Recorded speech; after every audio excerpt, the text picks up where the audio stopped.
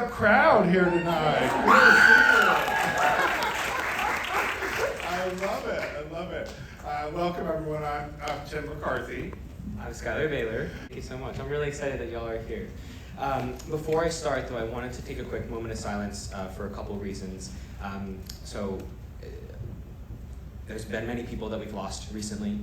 We continue to lose trans lives. Just this morning, one of my friends lost one of their friends to transphobia. So I just want to take a moment for those lives that we've lost, specifically trans women of color that have been brutalized and continue to be brutalized, as well as those lost in the bombing of the Gaza hospital and all the other innocent lives that we've also lost. So join me in a moment of silence before we begin.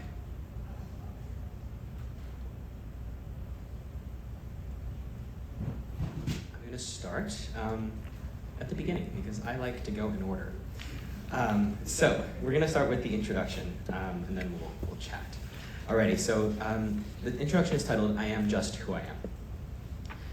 We walk out one at a time, in alphabetical order. My last name begins with B, so I am first. I can feel my heart beating in my ears, the sound held inside my head by my silicone cap, a little echo chamber. From Washington, D.C., freshman Schuyler Bailar, the announcer booms. I know everyone is watching me. I've known I've done this 1,000 times before, but this time is different. Underneath my crimson warm-ups, there is no longer a one-piece swimsuit that women usually wear. Instead, I'm wearing a tiny little Speedo. I am now on the men's team. Hundreds of articles have been published about my switching from the women's to the men's team. Transgender swimmer, they all write. Some attack me for my history, saying I'll never be a real man. Others say my history of an eating disorder means I'm just a deluded woman with body issues. Many claim there is no way I could keep up with, much less beat other men. From beautiful, competitive woman to mediocre, ugly man, one commenter wrote on a national profile about me. As I stand by the edge of the pool waiting for the rest of my teammates to join me, I'm 15 again, standing in my women's swimsuit behind the blocks with 3 girls from my relay. I remember the confidence, the feeling of knowing I could do exactly what I had set out to do. I remember the rush of the natatorium going silent as I put my hand over my heart, my pre-meet ritual, my fingers and thumb straddling my swimsuit strap on my shoulder. I had done this at the start of every single meet during the singing of the national anthem. I remember staring out at the pool as the music ended, and I took a deep breath, imagining the final stroke of my race. I take a deep breath now, staring out at the pool as a D1 college swimmer. Everything feels so different. I've never stood alongside 38 college guys before. I'm at a pool I've never raced in, and it feels like all eyes are on me. But as always, the water resembles beautiful blue glass, and I breathe a sigh of relief. This is different, but it is also the same. The same 25-yard pool, the same 100-yard breaststroke race, the same breaststroke I've done since before I could remember, the same echoing acoustics that make hearing so difficult, the same chlorinated air that makes everyone cough, the same take your mark, boop, before we launch off the blocks. It's all the same. When the team is gathered along the edge of the pool, the natatorium silences. We stand in identical clothing, the anticipation dancing in my fingertips. When I am this nervous, the most nervous, I imagine my blood is rushing through my veins like whitewater rapids. When the Star-Spangled Banner begins to play, I instinctively begin my pre-meet ritual. But this time, my fingers seeking my shoulder strap find nothing. In that moment, I realize that while everything is the same, it's also brand new. For the first time in my life, I'm competing as just myself, without the baggage of who everybody told me to be, who everybody said I was, who I thought I was supposed to be. Today, I am just who I am. I am Schuyler. My eyes well with tears, more than 19 years of stumbling to get here. Just a few months ago, I was ready to quit swimming. A year ago, I was ready to quit the world and life altogether. But today, I'm standing tall, a proud Korean-American queer transgender swimmer on Harvard Men's Swim and Dive, the first openly transgender athlete to compete for any D1 men's team in the NCAA. Of course, surviving my first meet and not getting last, important, did not mean that everything was easy from then on. It would take my teammates the rest of the year to consistently gender me correctly. It would take me nearly 3 years to feel comfortable around them. and all the years since I came out are still not enough to dispel all the hatred and bigotry about transgender people, especially in athletics. Over the next 4 years, I not only become the first, and at the time only, transgender athlete to have competed for the team that aligns with their gender identity for all 4 collegiate seasons, but I also became a well-respected educator on trans inclusion. I never knew where this journey would take me when I began. The first speech I gave was at my own high school. The night before, I was awake until 2 or 3 in the morning attempting to write the speech itself. Dozens of drafts in the trash. I had no idea what other people would want from me. What should I tell them? What could they possibly learn from me? The speech was better received than I'd expected. Some students even said it was the best assembly they'd experienced. So as word spread, one speech led to another, and by sophomore year, speaking was the primary way I spent my free time. By graduation, 102 speeches were in the books. One of those speeches was with Tim. Despite regular assurances that what I had to say was valuable to others, I often found myself perplexed over why people wanted to listen. I was just a college kid who wanted to swim. When news outlets would call me advocate or activist, I used to tell them no. You only think I'm an activist, I insisted, because I am a transgender swimmer and I'm talking about it. Before every single speech, I wondered to myself, why are they here? Why do they care? Only rarely was the answer clear. I was talking to a group of swimmers or trans folks like me, we were comrades. But most of the time I spoke to people with whom I had little to nothing in common, or so it appeared. I tried to imagine the perspectives of the audience members, the students, coaches, administrators, teachers, mental health professionals, medical providers, or employees at a bank. How could I connect with them? Because in the end, the inability to connect is what breeds hatred and bigotry. That is, connection is the essence of our humanity itself. At a small school in northern Vermont, I gave a speech to a room filled with student athletes. It was a standard event. I shared my story and provided training on transliteracy before opening for questions. After, a group of students gathered in a line, waiting to talk to me. A young man approached and explained he was on the wrestling team. He said, "You know, before I came here and met you today," he paused. I nodded and waited. "Before I met you," he began, "I was nervous about people like you. My girlfriend's best friend is bisexual, and that used to make me uncomfortable. I'm not homophobic or anything, but I didn't want to hang out with her." He stared at the floor, then glanced back at me as he admitted this. I didn't say anything yet. I wasn't sure where this was going. "But now I've met you, and you're just like me. We are both just athletes. We're just guys." He looked directly at me now. So now, I understand. I'd begun to smile, relieved. At another speech at a high school in Pittsburgh, the audience was mostly students from local public schools' GSAs, Gender and Sexuality Alliance Clubs, and with the exception of a few athletes. At the end, 2 football players accompanied the GSA officers to the stage to give me a small gift. One asked if he could say something to the audience. Not knowing what he would say, I nervously agreed. "Listen, before I came in, I was uncomfortable," he said into the mic. "You know, I can't do this, I can't speak, I just want to sit over there and stay quiet." But when I came in, it was a very inviting environment. I was like, "Oh, I can do this. There ain't no difference. You know, we're all the same." He then turned to me and continued, "And I want to say thank you to you for opening up my eyes to a brighter future." The audience's applause almost drowned out his voice as he finished. This is reality. This is life. I just about cried. Really, I had to try very hard not to bawl on stage, and while this is still one of the most touching moments I've ever experienced at a speech, such unexpected empathy has not been unique in my career. Moments like this happen over and over again, people thinking that they would find themselves uncomfortable around me, a transgender person, but then meeting me and learning I am also just someone living my life like them. These moments serve as resounding reminders of the power of empathy and shared humanity. That there is so much more love than we might imagine, for us queer and trans folks, or for anyone, really. For time, we're gonna skip a couple pages. Okay.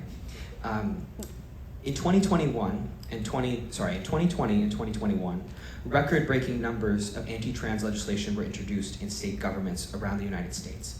Most of these bills focused on 2 arenas. First, banning transgender athletes from competing in sports teams aligned with their gender identity, and second, banning children from accessing gender-affirming and life-saving healthcare. States also introduced bans forcing teachers to out their trans students, bills banning LGBTQ+ educational content in schools, and bills banning students from using bathrooms aligned with their identity. The following 2 years, 22 and 23, have only seen worse. With each editing pass of this book, the legislative bans are increasing exponentially and in severity. Including a comprehensive overview of every tack was impossible. At the final stage of editing, this is the final state of editing. 491 anti-trans bills was what I wrote. 501 is the new update, all right? Anti-trans rhetoric and anti-trans violence have reached an all-time high, fueled by the media and politicians demonizing trans people and transness. Every year has become more savage than the last, 2021 being the deadliest year on record for anti-trans violence. Although anti-trans rhetoric has claimed anti-trans legislation to be protecting children or protecting women, the transphobia has grown increasingly brazen and conspicuous, shedding this disguise of alleged protection. In 2023, Daily Wire commentator Michael Knowles, he/him, said it loud and clear. Transgenderism must be eradicated from public life entirely. The whole preposterous ideology at every level. After I graduated from college, I went on a speaking tour. It was a busy few weeks. I gave 43 speeches in 39 days in 26 cities, yes, we counted, all around the United States. The majority of these events were in red cities and red states. I wanted to bring transgender awareness to places that would not otherwise have access. While I was very excited to meet new people and continue this work, I was also very nervous. I've spent most of my life in very liberal cities, DC, New York, Seattle, Boston. Traveling to remote and rural areas of Kansas, Illinois, Western Pennsylvania was daunting. I wasn't sure if I would be able to connect with people in such unfamiliar settings. At one such speech, I was with a group of athletes and community members at a university in a small town in Kansas. When it came time for questions, an older lady in a purple shawl asked, what do people like me, she hesitated, clearly nervous. I don't know the right words. I don't want to mess up. That's okay, I'd encouraged her. Let's work through it together. Okay, she took a breath. What do people like me, she tried again, do to help people like you? She finally finished. I smiled. This is a wonderful question, I'd said. What you're asking is how to be the best ally. An ally is someone who is not gay or lesbian or transgender, so not LGBTQ+, but who supports us and wants to help. The lady beamed, and before I could continue to answer her question, she interrupted. Thank you so much. Oh, isn't this wonderful? You've given me a new word, ally. I want to be an ally. That woman in purple and so many more like her is exactly why I'm a firm believer that most people are good people. Some people just need a little help finding the right words, trans or not. Of course, finding those right words is no panacea for the horrible, often violent discrimination trans people experience, but it is most certainly a step in the right direction, the first step towards connection. So whether you're trans like me or not, I hope this book helps you find ways to connect first with yourself and then with others. After all, connection is the essence of our humanity.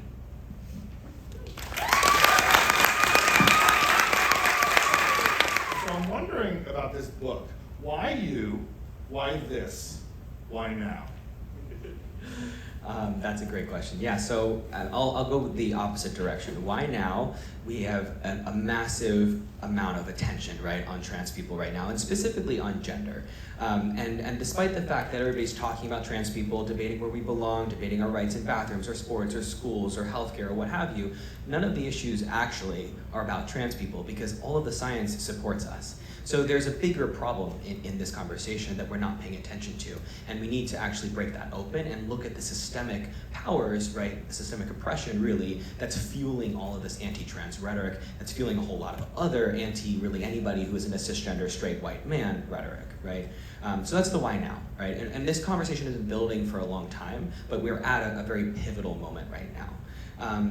Why this? Why this, why now? Those are kind of the same. I think I did both those. Okay, so the why me, I spent a long time doing this education work from my own experience, and I think, especially as a trans athlete, there's not actually that many of us, despite the fact that the world wants to think we're dominating sports. Most of you can't name probably more than 2 trans athletes. Maybe you can name me, hopefully, now that you've met me. And then maybe you can name maybe Leah Thomas, maybe some of you know Laurel Hubbard. Actually, who knows Laurel Hubbard? All right, that's still like 5 people. Okay, cool. So my point is that, there's a lot of focus on trans athletes, and not a lot of people are speaking from experience or from expertise, and I've tried to do both as much as possible. And I really have tried in my work to interface with as much community as I can, as well as much non-community. And you and I talked about this backstage as well, but most of the work that I've done has been talking with not trans people, with not community members, and learning how to get these ideas across. And the reason that I feel effective in doing that is actually a lot predicated on my privilege. And this is something that I write about in the book, but I have the privilege of a Harvard degree, and people listen to me because of that. I also have the privilege of going to therapy, I have the privilege of supportive family and friends, and all of these allow me a groundedness that actually permit me to have these conversations and be patient with people that maybe other people might not, or they don't want to. And I both want to and feel I have the energy to do so. So there was a bit of a responsibility I felt as well to write this book. Yeah, look, hopefully about the importance of language. The language of pronouns, the language of identities, of lived experiences. And you also talk about how a lot of people get the language wrong, and how the language indeed is shifting, right? Well, you talked about the final edit, right? There's still things that you need to edit. We all do, and I struggle with that with my own writing.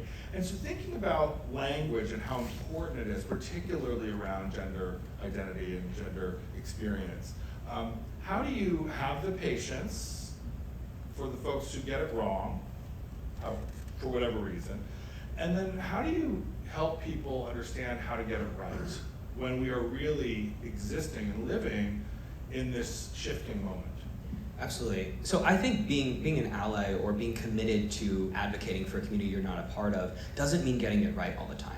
In fact, I think it means almost exactly the opposite. It's committing to getting it wrong sometimes and sticking with it anyways. Right? We're gonna misgender people, we're gonna use the wrong name, we're gonna use the wrong word. I have done that. Even as a trans person, I've misgendered people, I've said the wrong name, I've gotten the words wrong because I can't keep up with everything. And the reason that's the case is because humanity is always evolving, and it should. Right? And language needs to be kind of like tracking along behind it, hopefully updating as we go. And it's our responsibility to keep updating and keep learning as we do. I think that one of the biggest pushbacks I hear from people about language, oh, that's just a made up word. All words are made up. You know what? We make up every single word we've ever said, right? And we use them to communicate, and we should keep updating those made up words to be as comprehensive as they possibly can. So that's sort of the how I think I approach these conversations. The other thing I think that brings me patience is the reminder that I too once learned, right? I too at one point did not know the word transgender. I too also stumbled between, wait, is a trans man that? Is a trans woman this? Like I couldn't get them straight either. And I think that was, I always remember that when I talk to others. The thing that I start losing patience on is when people won't learn. Right, I think if you didn't know and then you learn, great, right? But if you didn't know and then you won't learn, that's where I think willful ignorance and then bigotry are bred. So I wanted to ask you a follow-up on that, because one of the things that happens though when people do misgender people, whether it's intentional or not, obviously the intentional misgendering needs to be called out and resisted and all that. But when you experience, right, language that doesn't align with your experience, that feels disrespectful among other things. And so how do you, I'm sure this happened to you, it's happened to me, certainly in different ways, how do you deal with that moment, when you're in the moment, and regardless of whether or not the misgendering or the language problem is not meant to be disrespectful, but it certainly feels that way? Yeah, so it depends on what mode I'm in. If I'm in an education mode, I'm on stage and I'm doing a training, I think I have a lot more practiced patience because I'm not connected to the people that are talking to me, right? I'm not caring deeply about everybody who's going to ask me a question or who has a thought because I don't know them and they don't know me. And so their feedback or I'm gonna call it feedback, in how they talk to me isn't about me, it's about them. So I think it's easy for me to put that distance. But in interpersonal relationships, it's far more difficult. And I try to hold a lot of space for the fact that I might feel invalidated and disrespected, and have that be true, while it also can be true that that person didn't know better. And I think then it's an opportunity for me to see how will they respond, right? Will they respond positively when I say, hey, this is what I need, or hey, that didn't work for me, can you go, figure it out? That's a really good data point for me to actually understand, are they gonna show up, or are they gonna buckle down? Yeah. There are many things that I felt and experienced reading this book. One was just a reminder, again, of your generosity. You're an incredibly generous person. You extend grace and embody grace in ways that I think are uncommon. I just want to say that. The other thing, though, that I'm interested in is that you are also capacious and generous in terms of imagining an audience for this book. So this book, there are times where you are clearly talking to trans people and queer people.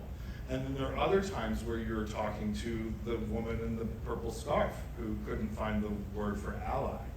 And these other folks who are stumbling into this situation and feeling uncomfortable, and then they're somewhere down the road.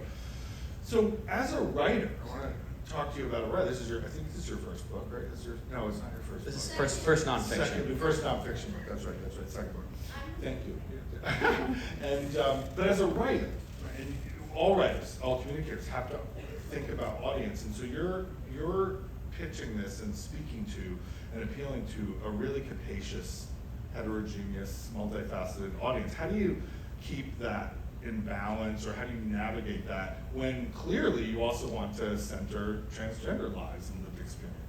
Yeah, I was smiling as you're talking because it was very hard. I think that the first draft would not tell you that I did a great job of balancing the different audiences. I think, I had many beta readers, my wife and my parents, primary beta readers, who were like, who are you writing this for, right? Who is this for? Because this is all over the place. So I definitely wanted it to be for most people, and most people includes most cis people, most trans people, most people who don't know who they are yet. I wanted it to be for most people, but finding that person I was speaking to, I was writing, was difficult. And I think that what I ended up trying to do was balance where there are moments that were, like you said, speaking directly for my trans readers, blank. And for my cis readers, blank. I think I tried to call people into those moments, but I really also tried to think about, is this useful for everybody to read? Because I hoped that the parts that I wrote, for example, for cis readers or for trans readers, were actually helpful for everybody, because we all need to self-advocate in some moments in ways that we could learn, okay, this is what cis people need to know. I'm a trans person, I'm reading this, I can then tell my cis people this, right? And similarly, if we're reading for being an ally to our kiddo or to our friend, if we're reading for the trans people, maybe that helps us be better friends to our trans friends. So I tried to pull it all in, and hopefully I succeeded. Yeah. And how do you, with respect to the allies, the folks outside of a trans or queer lived experience, how do you get people to move from, obviously we're going to move them from a place of hate or misunderstanding or what have you, but when they get to the place of sympathy, right, how do you move them to empathy and solidarity, so that allyship is not surface or performative, it's actually substantive and ongoing? Yeah, if we could solve that problem, I think I was going to say. Yeah. Well, you all are evidence, first of all, of some action and therefore solidarity. So I'm so grateful that you all are here and just excited that you engaged with this work. Moving people from, I think, apathy or hatred to sympathy, empathy, and action is difficult, because I think a lot of people see trans people as over there, right? Oh, poor trans people, oh, they're getting attacked, even if they're an ally, right? Oh, you have all those problems, oh, it must be so hard for you over there, right? And what I really wanted to do through this book, which is also why I tried to balance the audiences so much, was a reminder that actually all of us have an experience with gender, right? All of you all here, regardless of whether or not you're trans, you also have an experience with gender. And therefore, you also been limited by your experience with gender, right? Even if you're not trans, you've probably felt either too manly or too womanly, too feminine, too masculine, not feminine, not masculine, what have you, right? We've all been limited by these very rigid gender boxes that's rooted in a gender binary that's very transphobic, right? So in some ways, we've all been affected by transphobia. So I think we actually move the needle by reminding ourselves of that common humanity that we all should be fighting for. I love that. One of the things that you do so well in this book, and it's such an accessible book, it really does invite the reader in to contemplate this and go on this journey with you. But one of the things you're very generous about, and it seems sort of intentional about, is sharing stories, right? Just the introduction has several stories, vignettes of encounters with people who are at different places in different ways. And you do a lot of that, and it gives texture to and richness to what you're trying to do here. This isn't just a how-to guide, right? This is a journey, and as a result, it has stories. You, though, choose which stories you tell. Some of what you share here is very personal, and it's very painful, and it involves struggle and even trauma and the journey through that. And then other stories are funny, and they're empowered, and they're all over the place in that way, in a good way. And so I'm wondering, how do you, as a writer, but also as a person who is a public person, we're talking about that backstage, the pressures and burdens of that. How do you, as a public person and a writer, figure out which stories you share so that that vulnerability that leads to courageousness can come out, but you also are taking care of yourself?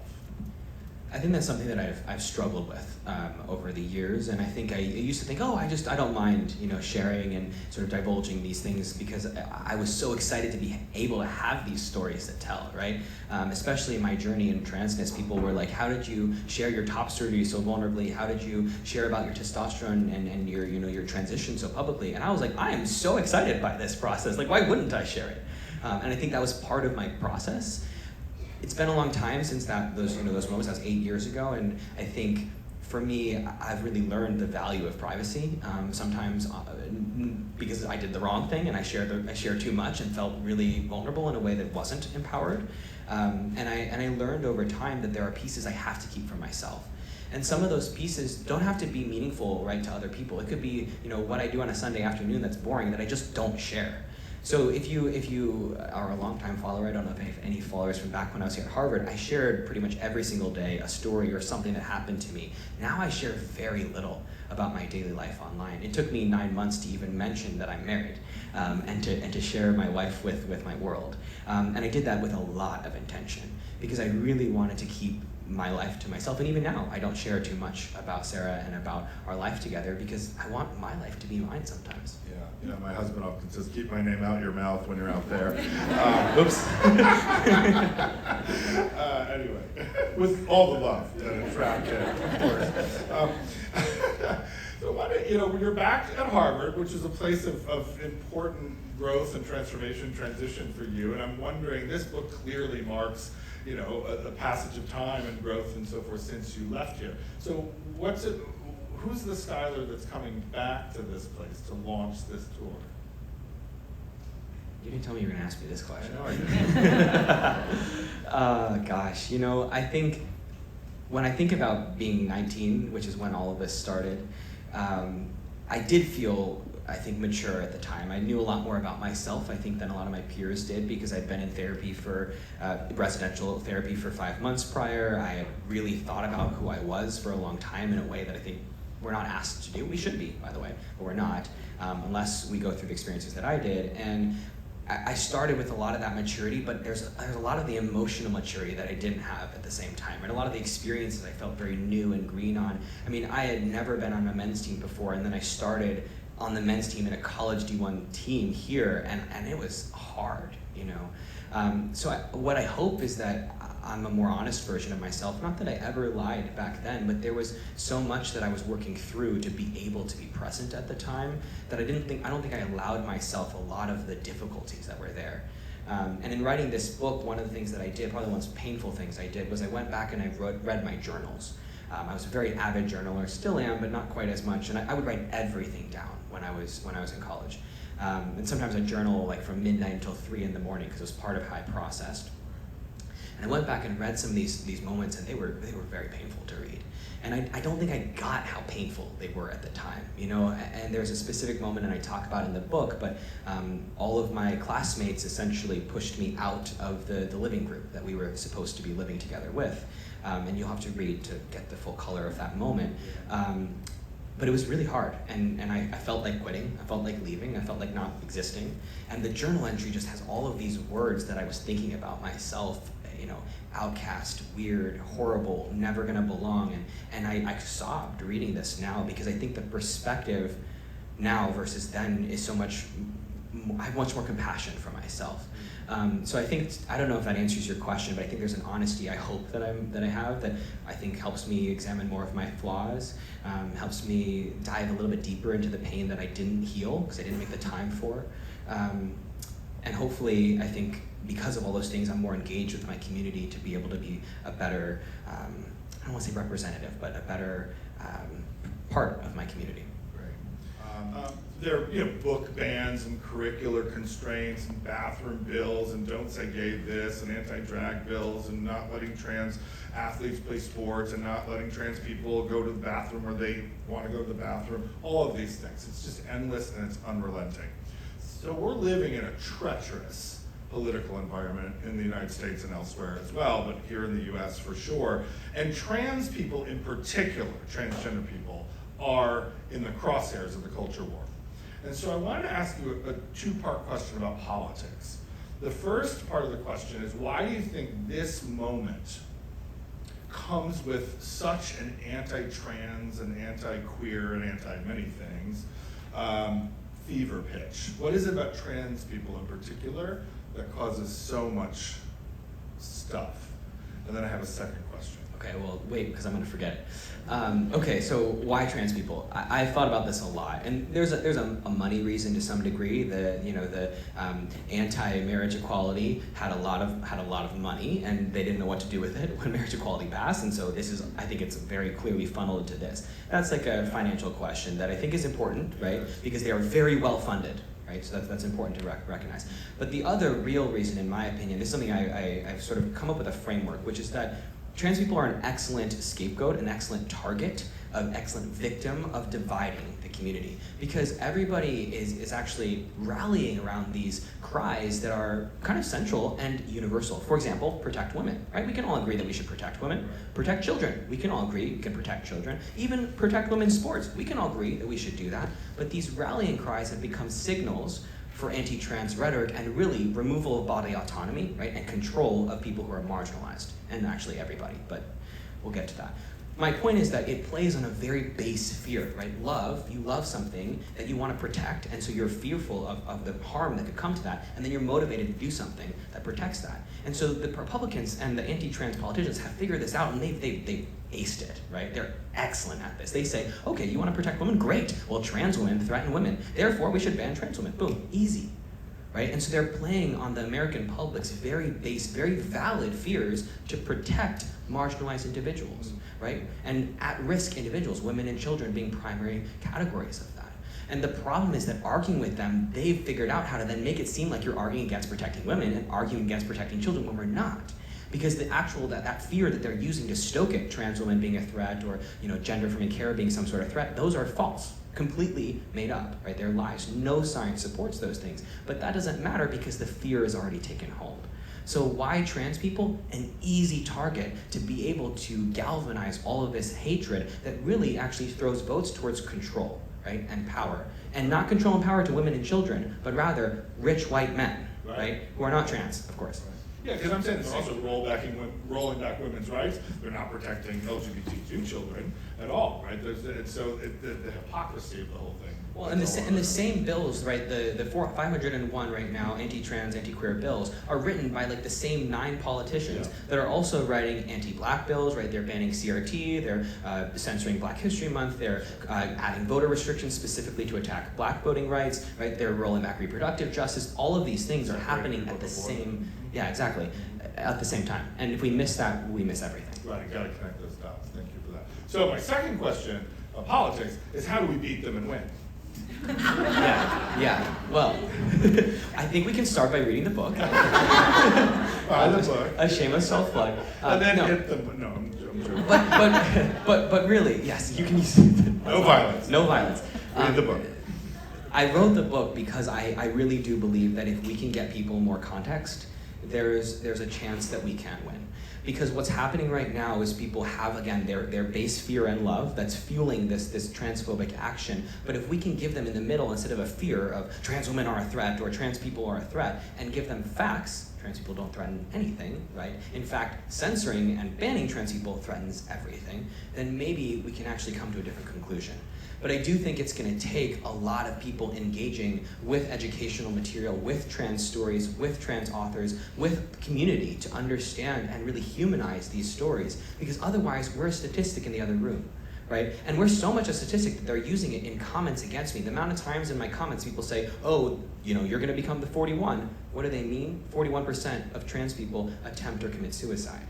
Right? So when they comment on that, they're saying, oh, are you just going to kill yourself?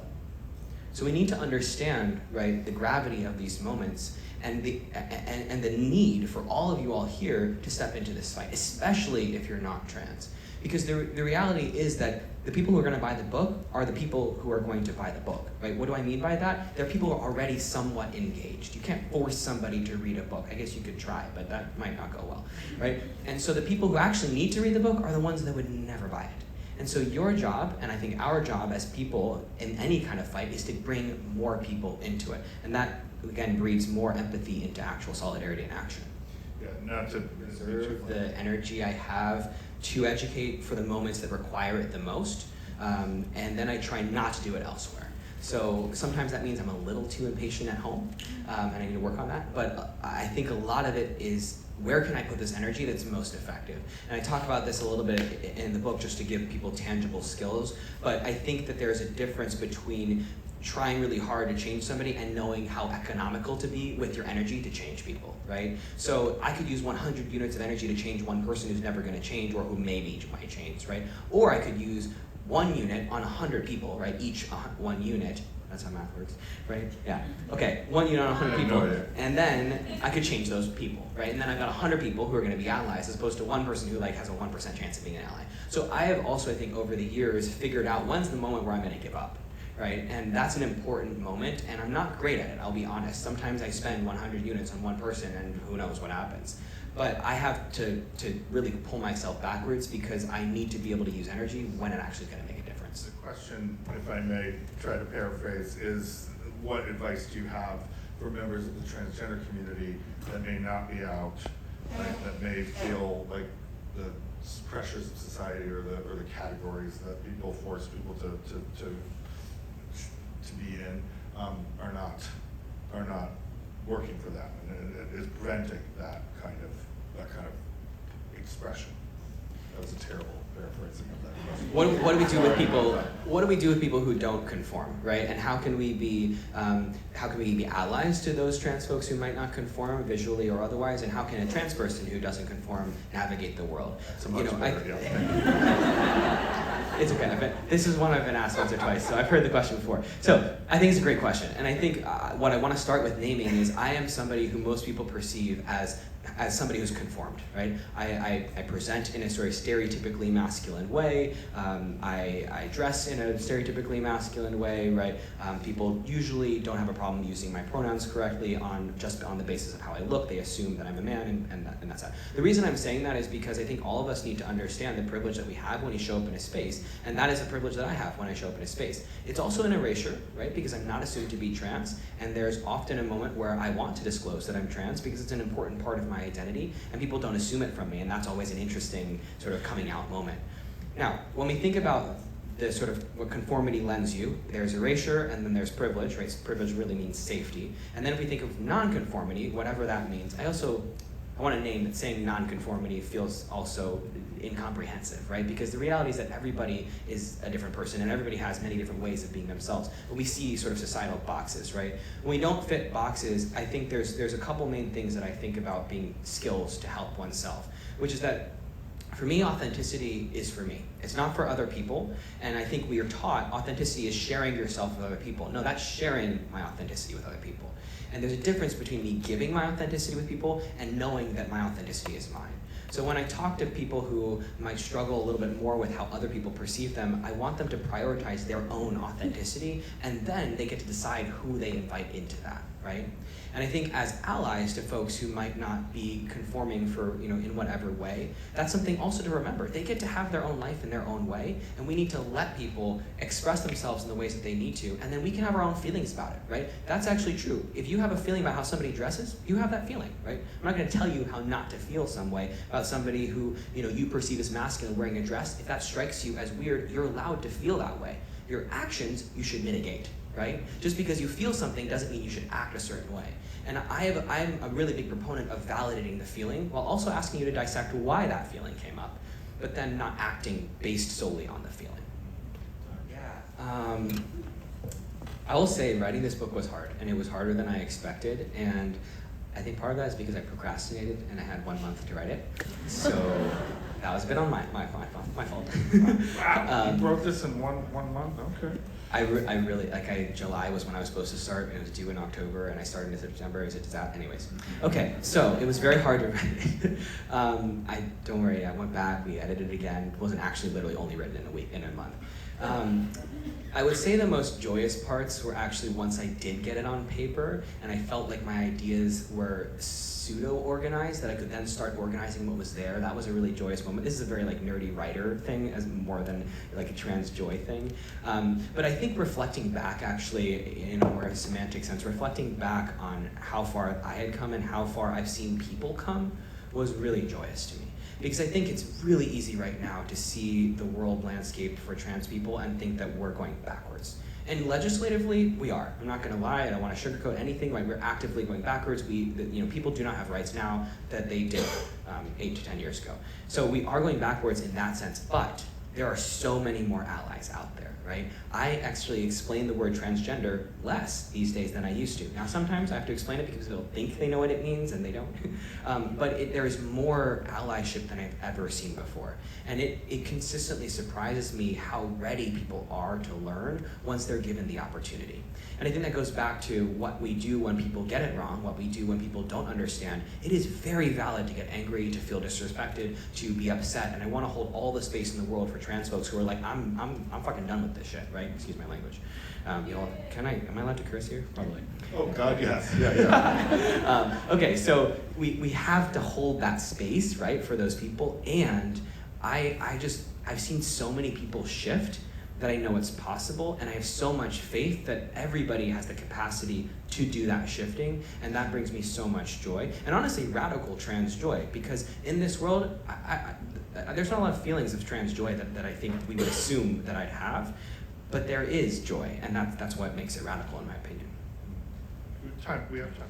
Yeah, how do you make sure that the people, or try to ensure that the people who are not going to buy the book and read the book? And you have done something subversive and wonderful. You're buying extra copies for some of the people who need to do that. So how do you reach them? I like this question. It's like, what's the elevator pitch to get the to-be allies in the door, right? I would actually, I don't know if trick is the right word, but I would try to get them to understand that this is actually about them.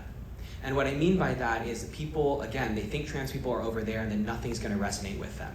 But everybody has felt like they didn't belong. Everybody has felt that they were not enough of something at some point in their lives. Everybody has felt alone at some point in their lives. And I think that in many ways, my experience, because I'm a mixed race, Korean American, queer, transgender man, and athlete, there's something for everybody in there. And it's what happens when you're a smorgasbord, right? So I've got a lot of different pieces of me, and I want people to see that, right? And my hope is that that's what comes through in the book, and I think you can actually pitch it to people as a reminder that they too can see themselves in lots of different kinds of people. I'm not sure how much certain people would like that, so that will work for some people. Where I'm not a trans person, you can't see me that. So the next thing is, okay, well, and this is a really like a Hail Mary kind of pitch, or throw, baseball pitch, whatever. It's to really dive into, hey, okay, well, if you think you know about this, then try reading this to see what you actually know, right? That's another way to do it. And the last way I would say is if you really want to be anti-trans, great, read the book and come up with points. That was a little plot twist there. I like that. Well, if people actually want to argue against me, get the points, right? Read the book, research the actual points, and then try to come up with counterpoints, because it's going to be very hard to do so. Oh yeah, I remember when the anti-marriage equality stuff was happening, and I just went back and reread the Bible so that I was like ready for this stuff. There are so many great Bible references. I'm a recovering Catholic queer. Come at me with your Bible. Really. You be ready though. Be ready. Yeah. One of my favorite things to do, and then I'll let you ask your question. On Instagram, when I get hate comments, a lot of the times, I don't want to generalize, but a lot of the times the people who write the hate comments have a little like Psalms 15:42. Right. And so I go and I read whatever the Bible verse is, and then I just post it back to them, because usually it's really nice. Right? Usually the comment is like, love thy neighbor, and don't judge others, and whatever else, and they're never actually abiding by their rules. Right. Yeah, find Jesus somewhere and then just repeat that. So I actually have two final questions. One is a question that relates to what you were just talking about with radical trans joy, but I want to close with that. I wanted to ask you a question about swimming, because you are a swimmer, and swimming was such an important part of your life. It was a place where you found enormous success, which got you to the place where you could be the trailblazer that you are.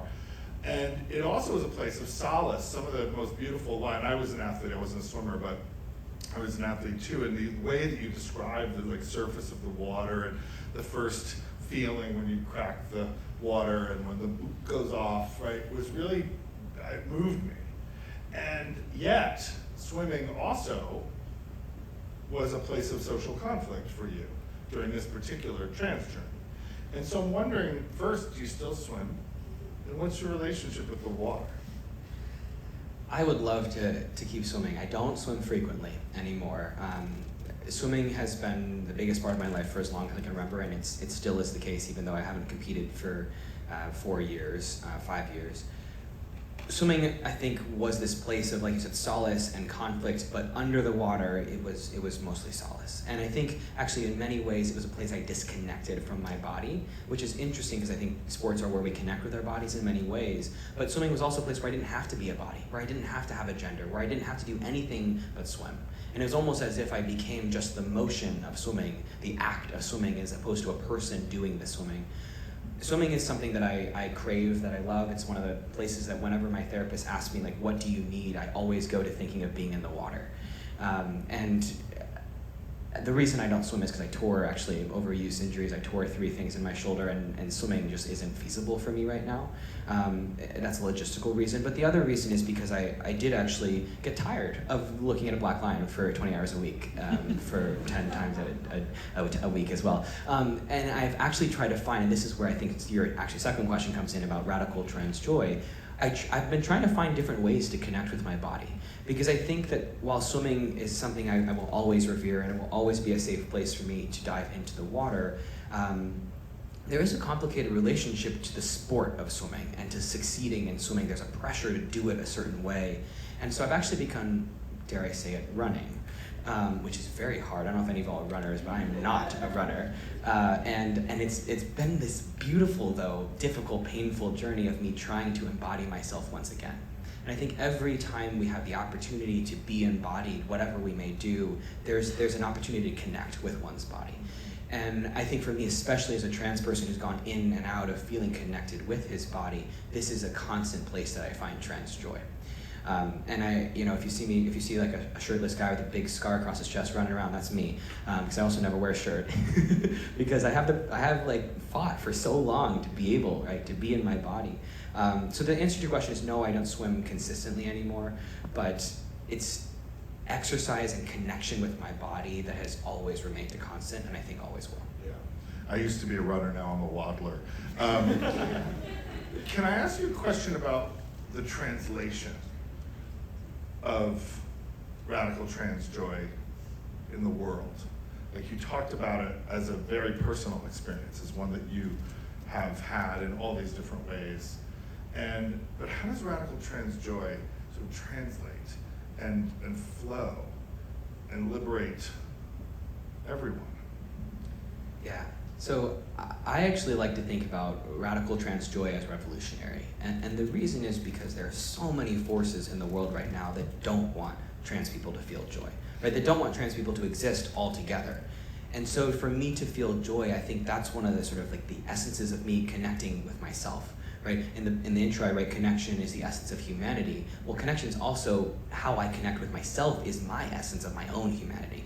So I think that joy that I have felt in looking in the mirror and seeing myself, in going on a run in my shirtless trans body, in knowing that so many people don't see me as man, but I see myself as man, in knowing that I have community around me that also sees me as who I am, that accepts me, that embraces me. I think all of these things are actively radical and are a revolution that hopefully all of you all are joining us on.